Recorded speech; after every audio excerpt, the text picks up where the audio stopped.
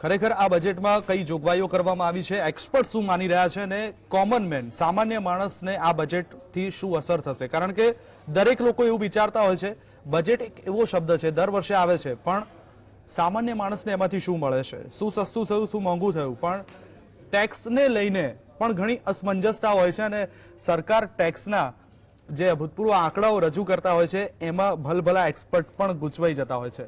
જો કે આ વખતે ટેક્સમાં કોઈ મોટા ફેરફાર કરવામાં નથી આવ્યા, પણ ખાસ કરી કોર્પોરેટ ટેક્સમાં ઘટાડો કરવામાં આવ્યો છે। બીજી તરફ લોંગ ટર્મ કેપિટલ ગેઇન ટેક્સમાં પણ સુધારા વધારા કરવામાં આવ્યા છે। ક્રિપ્ટો ઉપર ટેક્સ રાખવામાં આવ્યો છે, એટલે કે 30% હવે લેવામાં આવશે। નાના મોટા ફેરફાર છે, પણ મોટા કોઈ ફેરફાર જોવા નથી મળ્યા કે જે સામાન્ય માણસને અસર કરી શકે। કારણ કે આશા રાખી રહ્યા હતા લોકો કે ઇન્કમ ટેક્સ સ્લેબમાં કોઈ ફેરફાર કરવામાં આવે, સરકાર એને અડી નથી। ઇન્કમ ટેક્સ સ્લેબમાં ફેરફાર ન કર્યો અને બીજી તરફ તેમણે કોર્પોરેટ ટેક્સમાં ઘટાડો કર્યો છે, એટલે આને લઈને પણ જે એક્સપર્ટ છે એ થોડાક મૂંઝવણમાં છે। કારણ કે એક બાજુ છેલ્લા 2 વર્ષથી આર્થિક દ્રષ્ટિએ ભારતની ઇકોનોમી જે છે તે ક્યાં જઈ રહી છે અને કયા બૂસ્ટર ડોઝની જરૂર છે, કેવા બૂસ્ટર ડોઝની જરૂર છે એ આપણે બધા જાણીએ છીએ। નો ડાઉટ કે ક્યાંક આપણો આર્થિક રીતે વિકાસ થયો છે, ગાડી પાટા પર આવી રહી છે, આવું નાણામંત્રી પણ જણાવી રહ્યા છે, એક્સપર્ટ પણ જણાવી રહ્યા છે।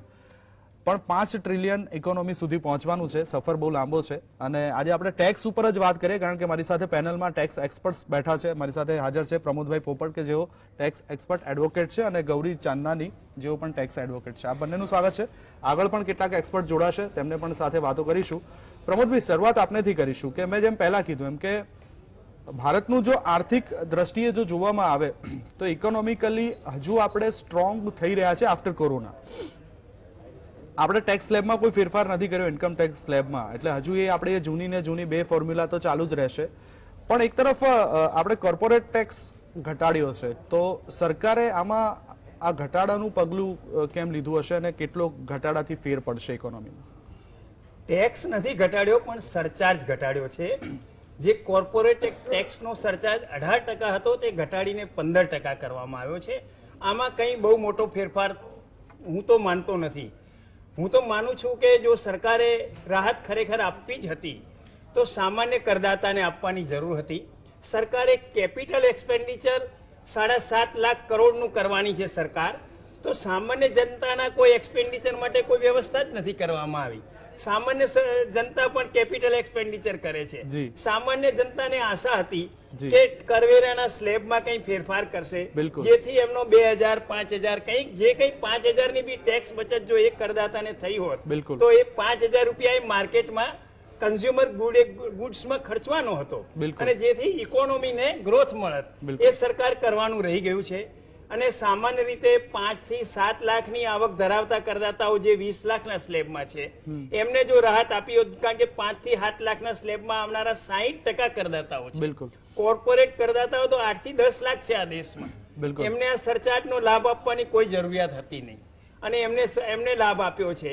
ખરેખર તો સામાન્ય કરદાતાને કંઈક રાહત આપવાની જરૂરિયાત હતી કે જેથી સરકાર જે 7.5 લાખ કરોડ ખર્ચવાની છે એની જોડે બીજા 5.5 લાખ કરોડ સામાન્ય જનતાના ખર્ચવામાં બજારમાં આવી શકે। બિલકુલ સાચી વાત છે। દર્શક મિત્રો, એક આંકડો જે બહાર આવ્યો હતો કે 2014 પહેલા જે દેશના કરદાતાઓ છે એ લગભગ 3.5 કરોડની આસપાસનો આંકડો હતો અને એ પછી વધીને 2020 સુધી લગભગ 6 કરોડ ઉપર પહોંચી ગયો। એટલે કે 3.5 કરોડ 3.30 કરોડથી ઓલમોસ્ટ ડબલનો આંકડો આપણે પાર કરી ગયા। પણ દર્શક મિત્રો, સત્ય વાત એ છે કે દેશના જે 80% ઇન્કમ ટેક્સની આવક આવે છે ને એ કેટલા ટકા કરદાતાઓ ભરે છે ખબર છે? 0.02%। જી હા, જે આવકના 80% 0.02% કરદાતાઓ આવક ભરે છે। 1 કરોડ 60 લાખ કરદાતાઓ તો એવા છે કે જે ખાલી ઇન્કમ ટેક્સ રિટર્ન કરે છે, ઝીરો, કોઈ રૂપિયો સરકારને આપતા નથી પણ ઇન્કમ ટેક્સ ભરે છે। એટલે આ જે આંકડાઓની માયાજાળ છે, અને નો ડાઉટ કે આજે નિર્મલા સીતારમણે ટેક્સ પેયરોનો પણ અભિનંદન માન્યો છે, તો અભિનંદન માનવાથી નહીં ચાલે, કારણ કે કંઈક આશા રાખીને પણ બેઠા હતા ટેક્સ પેયરો, પણ આ એ પૂરતું નથી થયું। ગૌરીજી આપની પાસે આવવા માંગીશ કે જે રીતના કોર્પોરેટ ટેક્સની પણ વાત કરી, નો ડાઉટ કે મધ્યમ વર્ગ આશા રાખીને બેઠો હતો કે ઇન્કમ ટેક્સ સ્લેબમાં કોઈ ફેરફાર કરવામાં આવે, પણ એને સરકારે હાથ નથી લગાડ્યો. હા, એટીસીમાં ક્યાંક સુધારાની વાત હતી, કારણ કે 2014માં 1.5 લાખ જે કરવામાં આવી હતી મર્યાદા, એ 8 વર્ષ થઈ ગયા, એમાં હજી સુધારો નથી કરવામાં આવ્યો, એટલે ક્યાંક આને લઈને પણ મધ્યમ વર્ગ નારાજ. શું કહેશો? હા, 100% મધ્યમ વર્ગ નારાજ જ થાય, કારણ કે એટીસી નું જો એ લોકો વધારો કરે તો ઓન ધ કોન્ટ્રી ગવર્મેન્ટને જ વધારે ઇન્વેસ્ટમેન્ટ મળત ને, કારણ કે બધી સ્કીમ્સ તો ગવર્મેન્ટમાં પીપીએફ છે કે એનએસસી છે કે એલઆઈસી છે એ બધામાં જ લોકો ભરે છે, તો એમાં ઓન ધ કોન્ટ્રી ઇન્વેસ્ટમેન્ટ વધત ને ગવર્મેન્ટને ઇન્કમ વધત, અને personal benefit on the country મધ્યમ વર્ગ ખુશ થઈ જાત કે ભાઈ અમને આટલો ટેક્સ તો બચે છે, આટલા એટલીસ્ટ અત્યારનો મોંઘવારી ને બધું જોઈને આપણે જો વાત કરીએ તો એટલીસ્ટ મારા ખ્યાલથી તો 2.5 લાખથી 3 લાખ જેટલું ઇન્વેસ્ટમેન્ટની છૂટ આપવી જોઈતી હતી. બિલકુલ. તો શું મધ્યમ વર્ગને ઘણી બધી રાહત થાત ને. રિયલી સ્પીકિંગ કે તમે જોવા જાવ તો અત્યારે મધ્યમ વર્ગ જ વધારે પીસાઈ રહ્યો છે, જે સેલરીડ ક્લાસ છે એ સૌથી વધારે પૈસા મતલબ ટેક્સ ભરી રહ્યો છે, અને પ્લસ મોંઘવારી સામે એટલી બધી છે કે કેવી રીતે એ લોકો ખર્ચાઓને મતલબ how to meet the expense એ લોકો માટે બહુ ડિફિકલ્ટ થઈ રહ્યું છે. પણ કદાચ આ ઇન્વેસ્ટમેન્ટનું સ્ત્રોત એ લોકોને મળે તો એ લોકોને એમ થાત કે ભાઈ અમે અમારા ફ્યુચર સેવિંગ્સ માટે કરીએ કે બાળકોના સેવિંગ્સ માટે કરીએ છીએ, બાળકોના ફ્યુચર માટે અમે સેવિંગ. સરકારને તો નુકસાન હતું જ નહીં ને, સરકારને તો પૈસા મળવાના જ હતા, બિલકુલ ઇન્વેસ્ટમેન્ટ રહેવાનું જ હતું એમાં, તો નુકસાન તો ક્યાંય હતું જ નહીં, પણ છતાં they miss the train for this. પણ તો ગૌરીજી એવું તો શું વિચાર્યું હશે કે ચલો એમાં કોઈ ફેરફાર નથી કર્યો, પણ એક બાજુ કોર્પોરેટ ટેક્સ, જેમ પ્રમોદજીએ કીધું કે સરચાર્જમાં જે ઘટાડો કરવામાં, તો કેટલો ફેર પડશે સરકારને? સરકારને બહુ મતલબ ફેર એટલો બધો તો નહીં પડે, કારણ કે સરચાર્જમાં જ કર્યું છે, પણ હવે કોર્પોરેટ સેક્ટર કરતા તો મને લાગે છે કે ઇન્ડિવિજ્યુઅલ લોકો વધારે ટેક્સ ભરે છે, એટલે ઇન્ડિવિજ્યુઅલ્સને જો થોડી રાહત આપી હોત ને આના બદલે તો એ વધારે આવકારદાયક થાત. પ્રમોદભાઈ, કેપિટલ જે long term capital gain tax 10 થી 15%, આને કેવી રીતે જોઈ રહ્યા છો, કઈ અસર કરશે આર્થિક દ્રષ્ટિએ સરકાર માટે? લોંગ ટર્મ કેપિટલ ગેઇનમાં કોઈ ફેરફાર કરવામાં નથી આવ્યો. એ 10% ને 15% જે સ્લેબ છે એ ઇક્વિટી ઇન્વેસ્ટમેન્ટ રિલેટેડ, એમાં તો એનું એ સ્લેબ રાખવામાં આવ્યો છે. ફક્ત પેલા બોન્ડ્સનો જે સરચાર્જ જે છે એ વધારે છે, 15% ને 18% ને 21% સુધી જાય છે, એમાં ઘટાડો કરવામાં આવ્યો છે. અચ્છા, પણ એની રકમ જો જોવામાં આવે પ્રમોદજી, કારણ કે જે રીતના બુસ્ટર ડોઝ હવે ભારતીય ઇકોનોમીને પણ જોઈએ છે, તો એને લઈને કોઈ ફેર પડશે? કારણ કે જે રીતના જાહેરાત કરવામાં આવી છે નિર્મલા સીતારમણ દ્વારા, અને જે એક્સપર્ટ્સ પણ જણાવી રહ્યા છે કે આ એક પગલું આવકાર્ય છે. આવકારદાયક છે, કારણ કે એ લોંગ ટર્મ કેપિટલ ગેઇનના ઇન્વેસ્ટરો મોટા હોય છે. આ બોન્ડના જે રોકાણો છે મોટા ભાગે મ્યુચ્યુઅલ ફંડ કંપનીઓ જ કરતી હોય છે, અને મ્યુચ્યુઅલ ફંડ કંપનીઓ કરોડ્સ ઓફ રૂપીસમાં આ બોન્ડ્સના રોકાણો કરતી હોય છે, એટલે સરકારને કંપનીઓને ફાયદો તો થવાનો જ છે, પણ નાના કરદાતાને કોઈ આમાં ફાયદો થવાનો નથી. તો પ્રમોદભાઈ, તમે શું કહેશો કે જેમ મેં પહેલા ગૌરીજીને પૂછ્યું એમ કે 8 વર્ષ થઈ ગયા પણ હજુ એટીસીમાં ફેરફાર નથી, અને આ વખતે આશા હતી કે ચલો ટેક્સ સ્લેબમાં કોઈ ફેરફાર ના કરો, પણ એટીસીમાં ક્યાંક 1.5 લાખની મર્યાદા 2 લાખ કરવાની જરૂર હતી. શું કહેશો પ્રમોદભાઈ? ઇન્વેસ્ટમેન્ટ રોકાણને પ્રોત્સાહન આપવા માટે તો એટીસી સેક્શન આખી રચના કરવામાં આવી છે કે ભારતમાં કોઈ તમારે સોશિયલ સિક્યોરિટી સ્કીમ નથી બીજા દેશોની જેમ, એટલા માટે એટીસી ની જ્યારે શરૂઆત ઇન્કમ ટેક્સના કાયદામાં કરવામાં આવી, ફક્ત રોકાણ બચત જનરલ પબ્લિક કરે એટલા માટે કરવામાં આવી હતી, અને ધીમે ધીમે દરેક સરકારોએ એ સ્લેબો વધારે રાખ્યા છે ઓવર ધ પીરિયડ્સ. 2014માં આ એટીસી ની 1.5 લાખની મર્યાદા હતી, એ મર્યાદા કોઈ રીતે વધારવામાં આવી નથી. એ ખરેખર કોઈ આવકારદાયક પગલું ગણી ના શકાય, કારણ કે લોકોને બચત કરવા દેવામાં આવે તો એમની સોશિયલ સિક્યોરિટી એસ્ટાબ્લિશ થાય. બિલકુલ, અને સોશિયલ સિક્યોરિટીમાં સરકાર કંઈ આપતી નથી. બિલકુલ, કરદાતા પોતે પોતાનો ટેક્સ બચાવીને સોશિયલ સિક્યોરિટી ઊભી કરે છે. બિલકુલ, બિલકુલ. જ્યારે બીજા દેશોમાં તો સરકાર પેન્શન આપે છે એ સિનિયર સિટીઝનને, એ તો નથી આપતી, પણ બચત કરવાની તક પણ નથી આપી આ વખતે. બિલકુલ, બચત કરવાની તક પણ આ વખતે સરકારે નથી આપી, એટલે સામાન્ય જે કરદાતાઓ છે, જે મધ્યમ વર્ગ છે, એ મધ્યમ વર્ગને સરકાર કદાચ એમની માટે કશું નવું નથી લાવી, તો જૂનામાંથી પણ કશું લઈ નથી લીધું, એટલે કદાચ એમને અડવાના જે સેગમેન્ટ આગો એમને બાકી રાખ્યો છે. પણ ટેક્સ સ્લેબમાં રિફોર્મ્સ લાવવામાં આવશે આવનારા દિવસોમાં, એવું નિર્મલાજી બોલ્યા, એટલે એ કયા કયા સેગમેન્ટ્સમાં હજી ક્યાંક સુધારા વધારા ઈચ્છી રહ્યા હોય એવું લાગી રહ્યું છે? રિફોર્મ્સમાં તો ઈ એસેસમેન્ટ લાવવામાં આવ્યું, ઈ અપીલ લાવવામાં આવી. એ એક રિફોર્મ્સ છે કે જેથી કરદાતાને ઇન્કમ ટેક્સના પગથિયા ચડવા ના પડે, આવકવેરા અધિકારીઓની સામે ચોપડા લઈને બેસી ના રહેવું પડે, કલાકો બગડતા હતા કરદાતાઓના, એ બધું સ્ક્રેપ કરી દીધું છે એ 2 વર્ષથી. અને it is successful. E assessment proceeding જે છે એ સક્સેસફુલ છે, કરદાતાઓ એનાથી ખુશ છે. ઈ અપીલ પ્રોસિડિંગ હજુ સુધી સ્ટાર્ટ થયું નથી, કારણ કે એમાં કંઈક પ્રોસિજરલ કંઈક વાંધા પડ્યા અને કમિશનરોએ ફરી પાછા એના સુધારા કરાવરાવ્યા છે, એટલે ડિપાર્ટમેન્ટલ પ્રોસિજર એમાં સુધરી છે. અને હવે કદાચ ઈ પ્રોસિડિંગ અપીલેટ સ્ટેજના પણ શરૂ થશે તો કરદાતાને ઇન્કમ ટેક્સમાં જે બિલ્ડિંગ જોવા માટે 2-2 કલાક જઈને બેસી રહેવું પડતું હતું, ચોપડાઓમાં કરદાતાને પૂછે કે આ એન્ટ્રી શેની છે, આ એન્ટ્રી શેની છે, એ બધી માથાકૂટોમાંથી ઘણો છુટકારો મળી ગયો છે. આ એક આવકારદાયક પગલું છે. અને આવા પગલા જો ભવિષ્યમાં હજુ બીજા લેવામાં આવે કરદાતાને, અથવા તો ઇન્કમ ટેક્સ એક્ટ આખો નવો બનાવવાની વચ્ચે વાત હતી, ટાસ્ક ફોર્સ એના માટે બનાવવામાં આવ્યો હતો, એમને આખો ઇન્કમ ટેક્સનો એક્ટ બનાવીને આપી પણ દીધો હતો, પણ એ 2 વર્ષથી પાછું કંઈ એનું હિલચાલ થતી નથી. ગૌરીજી, ગઈ વખતે ટેક્સ સેગમેન્ટમાં 6 જેટલા મહત્વપૂર્ણ ફેરફાર કરવામાં આવ્યા હતા કે ભાઈ 75 વર્ષ કરતા વધારે જે ઉંમરના લોકો હોય એમની માટે, પછી ઈ ફાઇલિંગની હતું, સમય મર્યાદા જે હતી એની વાતો કરવામાં. આ વખતે શું નવું જોવા મળ્યું છે ટેક્સ સેગમેન્ટ્સની અંદર? કોઈ નવા કોઈ સુધારા વધારા? નવું નથી આવ્યું, કોઈ જ વસ્તુ નવી નથી આવી. ઓન ધ કન્ટ્રી, હું તો એક્સપેક્ટ કરતી હતી કે ભાઈ નિર્મલા સીતારામન પોતે લેડી ફાઇનાન્સ મિનિસ્ટર થઈને હું તો 2 વર્ષથી એક્સપેક્ટ કરતી હતી કે ભાઈ લેડીઝ માટે કંઈક સ્પેશિયલ કોઈ એ લાવે રિફોર્મ્સ, કે ઇન્કમ ટેક્સમાં કઈ ફાયદો, કે ભાઈ તમે આટલું વધારે રોકાણ કરો. જે વર્કિંગ વુમેન છે બેઝિકલી તો એ બી કોન્ટ્રીબ્યુટ તો કરે જ છે ને ઇકોનોમિક ગ્રોથ માટે. બિલકુલ બિલકુલ. તો એમને કંઈક સ્પેશિયલ એ આપ્યું હોત કે ભાઈ ચલો સ્પેશિયલ સ્લેબ રેટ એનો કંઈક આપો, ડિડક્શન જે પહેલા વર્ષો પહેલા હતું, ઓર તમે ઇન્વેસ્ટમેન્ટ આટલું વધારે કરો તો તમને આટલો ફેર પડે, તો I think it would have been a welcome step 100%. પણ ગૌરીબેન, જે 2 વર્ષની જે છૂટછાટ કે ઇન્કમ ટેક્સ રિટર્નમાં જો કોઈ ભૂલ થઈ હોય અને એને સુધારવાની હોય તો 2 વર્ષનો સમય આપવામાં આવે, આને કેવી રીતે જોઈ રહ્યા છો તમે? હા, એ કારણ કે જો ઘણા લોકો પેલા ઇન્કમમાં બતાડતા નથી કે ભાઈ આ મતલબ ધ્યાન બી ના હોય ઘણા લોકોને કે ભાઈ મારે આ આવક છે કે આ આવક છે, એ લોકો હિસાબ રાખતા ના હોય કે અકાઉન્ટ્સ રાખતા ના હોય, એટલે કદાચ એ એસ્કેપ થઈ ગયું હોય. તો હવે જે એઆઈએસ આવ્યું છે, જે સમરી અકાઉન્ટ ઇન્ફોર્મેશન સમરી, તો સ્ટેટમેન્ટ જે આવે છે એમાં બધું તમારે એ લોકો ઇન્કોર્પોરેટ કરી લે છે. પણ એમાં હજી બી મતલબ ઇટ ઇઝ 100% હજી ફૂલ પ્રૂફ નથી, કારણ કે એમાં ઘણી બધી ઇન્કમ એવી છે કે જે ડબલ વાર થઈ જાય છે. જો તમારે ઇન્કમ ના હોય છતાં બી ડબલ વાર આવી જાય, મતલબ એક આટલું અમાઉન્ટ નું ડિવિડન્ડ છે છતાં 2 વાર ભૂલથી આવી જાય.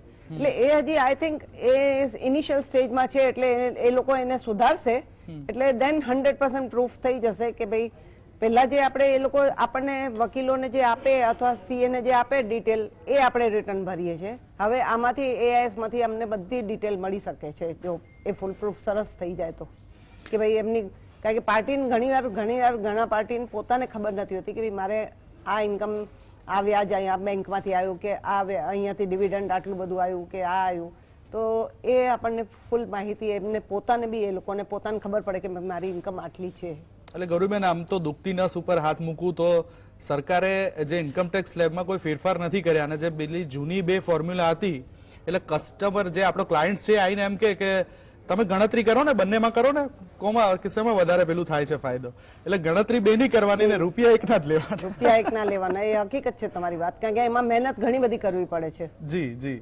એટલે આમાં સરકારે ક્યાંક ફેરફાર કરવાની જરૂર છે. પ્રમોદભાઈ, તમે કેવી રીતે જોઈ રહ્યા છો કે આજે 2 વર્ષનો જે ગાળો આપ્યો છે કે 2 વર્ષ સુધી એમાં જો કદાચ ભૂલ થઈ હોય તો ફરીથી તમે એમાં સુધારી શકો છો, આ આવકારદાયક પગલું ગણી શકાય? કે પગલું આવકારદાયક છે, ચોક્કસ છે, કારણ કે ઘણી વખત આ પેલી પેનલ્ટીના પેનલ્ટી થવાની છે ઇન્કમટેક્સનું રિટર્ન છેલ્લી તારીખે આવીને જે તે આંકડા આપીને રિટર્ન ભરાવી જાય છે લોકો. 5,000ની પેનલ્ટી છે જો ઇન ટાઈમ તમારું રિટર્ન ભરવામાં ના આવે તો. એટલે ઘણા કરદાતા છેલ્લી 29 તારીખે દોડે કે સાહેબ મારું રિટર્ન ભરી દો ને મને પેનલ્ટી થશે, અને એ વખતે એ જોઈ શકતો નથી કે મારી આ આવકો રહી ગઈ છે બતાવવાની. ઘણીવાર બેંક સ્ટેટમેન્ટ ચેક નથી કરતા. ઘણી વખતે 3 બેંકોમાં ખાતું ધરાવતા હોય છે પણ એ એક જ પાસબુક લઈને ફટફટ આવક ભરાવા અમારી જોડે આવી જાય છે. પછી એને ખ્યાલ આવે છે કે મારી આવક રહી ગઈ છે, એટલે એ સમય એને 2 વર્ષનો આપવામાં આવ્યો છે. રિટર્ન ભરાઈ ગયું હોય, એનું એસેસમેન્ટ બી 6 મહિનામાં થઈ જાય છે, છતાં એને લાગે કે મેં તો એક જમીન વેચી હતી સાલી 2 વર્ષ પહેલા અને એનો 2 લાખનો કેપિટલ ગેઇનનો ટેક્સ જ ભરવાનો રહી ગયો છે, તો એ રિવાઇઝ રિટર્ન કરી અને અપડેટ રિટર્ન કરીને ભરી શકે છે. પરંતુ આમાં હજુ સ્પષ્ટતા નથી કે રિટર્ન ભર્યા પછી આવકવેરા અધિકારી એની સ્ક્રુટિની નહીં કરે, એની કોઈ ખાતરી આપવામાં આવેલ નથી. અત્યારે બી એવું છે કે રીઓપન ઇન્કમટેક્સ ડિપાર્ટમેન્ટ કેસ કરે છે કે ભાઈ તમારી ઇન્કમ આટલી બતાવવાની રહી ગઈ છે તો તમે આનું ફરીથી રિટર્ન ભરો. File true and correct return. જ્યારે રિટર્ન ભરવામાં આવે છે ત્યારે એની સ્ક્રુટિની કરવામાં આવે છે હાલમાં. જો એવી જ રીતે આ 2 વર્ષ પછી રિટર્ન ભરવામાં આવે અને કરદાતાની સ્ક્રુટિની જો કરવામાં આવે તો પછી એ કન્સીલ્ડ ઇન્કમમાં આ આવકને લઈ જાય ને પછી પેનલ્ટી ને આ ને તે લગાવશે કે નહીં લગાવે એની હજુ કોઈ સ્પષ્ટતા નથી કરવામાં આવેલી નથી. બિલકુલ, પણ ઉતાવળમાં રહી ગયેલું કોઈ હોય તો એ આ 2 વર્ષનો અંદરનો ગાળો છે એમાં તમે ફૂલફિલ કરી શકો છો, એટલે આવકારદાયક કહી શકાય. આજે સવારથી ઘણી બધી ચેનલ્સ ઉપર મેં જોયું અને ઘણા બધા એક્સપર્ટ સાથે પણ આજે વાત કરી, તો ગૌરીબેન એનપીએસ થી ફાયદો થવાની વાત કરી છે નોકરિયાતોને. એ કયા પ્રકારે ફાયદો થઈ શકે? તમે 10% થી લઈને 14% જે એનપીએસ ની વાતો છે, તો એ કઈ રીતના ફાયદો થઈ શકે એ મારા દર્શક મિત્રોને કહેશો? એ સેન્ટ્રલ ગવર્મેન્ટના એમ્પ્લોઈઝને જે છે એને 14% મળતા હતા એનપીએસમાં ઇન્વેસ્ટમેન્ટના, વેરે સ્ટેટ ગવર્મેન્ટમાં 10% હતો. એટલે એ લોકોને 4% ઓછા હતા. તો બેને પેરિટી ઉપર રાખવા માટે કે સેન્ટ્રલ ગવર્મેન્ટ ને સ્ટેટ ગવર્મેન્ટના બંનેના એમ્પ્લોઈઝને એટ પાર રાખવા માટે એ લોકોએ અહીંયા 14% કર્યા, સો દેટ એ લોકો બી એનપીએસ નો લાભ લઈ શકે એટલો 4% વધારે લઈ શકે. તો એને એક સીધી ભાષા કે ગઈકાલે રિટાયર થયેલો એક શિક્ષક, એને કઈ રીતના ફાયદો થાય? ગઈકાલે રિટાયર થયેલો શિક્ષક હોય તો અત્યારે તો હવે એ કશું ના કરી શકે ને, કે સિવાય કે ભાઈ એને કોઈ એક્સટેન્શન મળે કે કંઈ થાય. રિટાયર થઈ ગયો તો એનપીએસ નો લાભ મતલબ એ તો એને 10% પ્રમાણે થઈ ગયું હોય. ઓકે, પણ પ્રમોદભાઈ, એનપીએસ નો લાભ એટલે તમે 10% થી 14% સુધી કરી શકો છો, કપાઈ શકો છો. સાદી ભાષામાં કહીએ તો કે તમારો પીએફ 14% સુધી તમે કપાઈ શકો છો. એમાં નોકરિયાતને ફાયદો શું? એટલે શું બીજા 14% સરકાર ભરશે કે કંપની ભરશે? હા, નો ડાઉટ કે 8.5% વ્યાજ તમને પીએફ માંથી મળશે, એ સીધો ફાયદો અત્યારે દેખાઈ રહ્યો છે, પણ એનાથી નોકરિયાતને ડાયરેક્ટ બેનિફિટ કઈ રીતે જોઈ રહ્યા છે? નોકરિયાતને ખાલી ઇન્વેસ્ટમેન્ટ વધારે કરી શકશે એનપીએસમાં, બીજો કોઈ પ્રોવિડન્ટ ફંડનો કોઈ ફાયદો નથી. પ્રોવિડન્ટ ફંડના આટલા ટકા તમે ઇન્વેસ્ટ કરી શકશો વધારે. એનપીએસ એ એક આખી પેન્શન સ્કીમ છે, ગવર્મેન્ટ એમ્પ્લોઈઝ માટે જ છે આ, અને પ્રાઇવેટ એમ્પ્લોઈઝ પણ એનપીએસ નો લાભ લઈ શકે છે. 50,000 સુધી વધારાનું ઇન્કમ ટેક્સ નું એની અંદર ડિડક્શન મળે છે 1.5 લાખ ઉપરાંત. બિલકુલ, 1.5 લાખ વત્તા 50,000 એટીસીસી ની કલમ પ્રમાણે એનપીએસ નું રોકાણ બાદ મળે છે. એવી જ રીતે આ ગવર્મેન્ટ એમ્પ્લોઈઝ ને પણ ટોટલ 2 લાખની મર્યાદામાં આ ડિડક્શન મળે છે. બિલકુલ, એટલે એ 14% કરી શકે સ્ટેટ ગવર્મેન્ટ. પેલા સેન્ટ્રલમાં તો 14% હતું જ, સ્ટેટ ગવર્મેન્ટ પણ એમ્પ્લોઈઝ પણ હવે 14% એની અંદર. પણ પ્રમોદભાઈ, એ 14% શેની ઉપર ગણવામાં આવતા હોય છે? બેઝિક ઉપર, ગ્રોસ ઉપર? Salary plus DA, basic salary plus DA.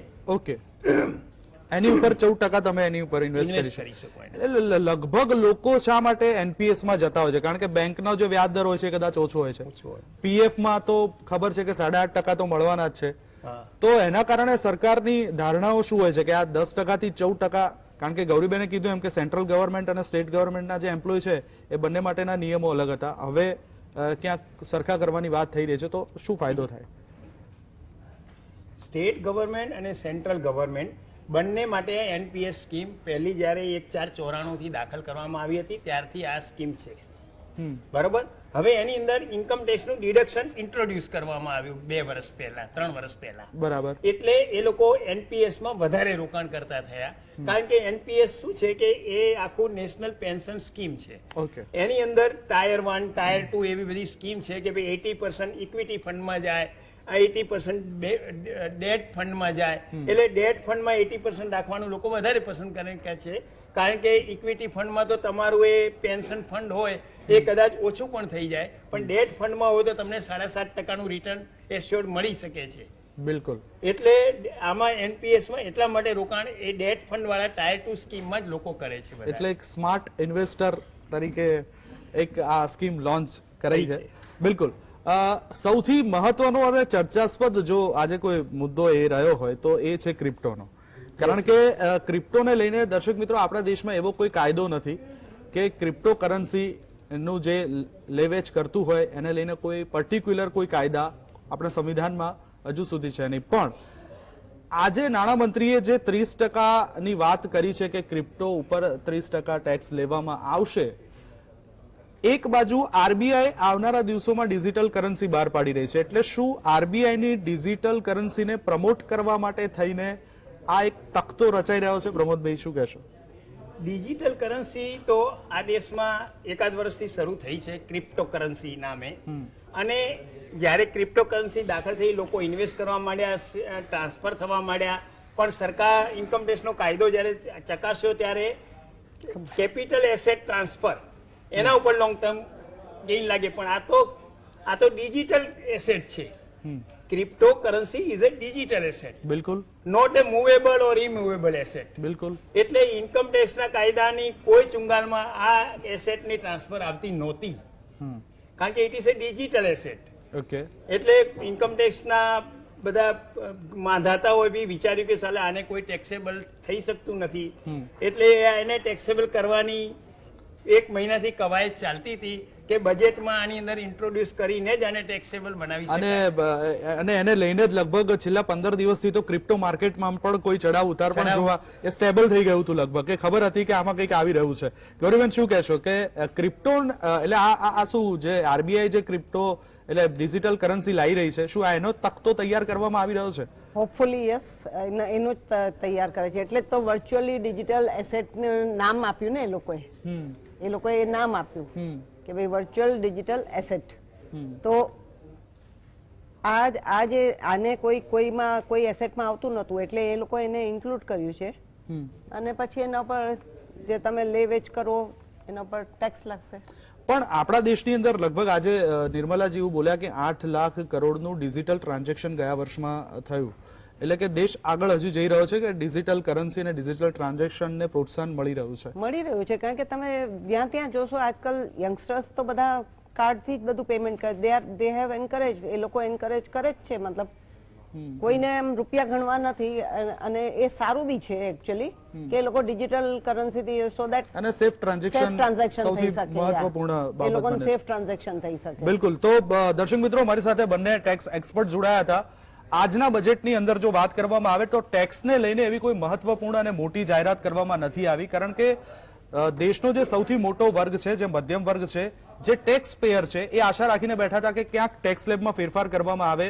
જે એટીસી છે, ચલો ટેક્સ સ્લેબને તમે ન અડો, પણ એટીસી નો જે 1.5 લાખ રૂપિયાની મર્યાદા છે એને ક્યાંક વધારવામાં આવે. પણ સરકારે એ સેગમેન્ટ તરફ જોયું પણ નથી, ન તો કશું આપ્યું છે કે ન તો એમાંથી કશું લીધું છે.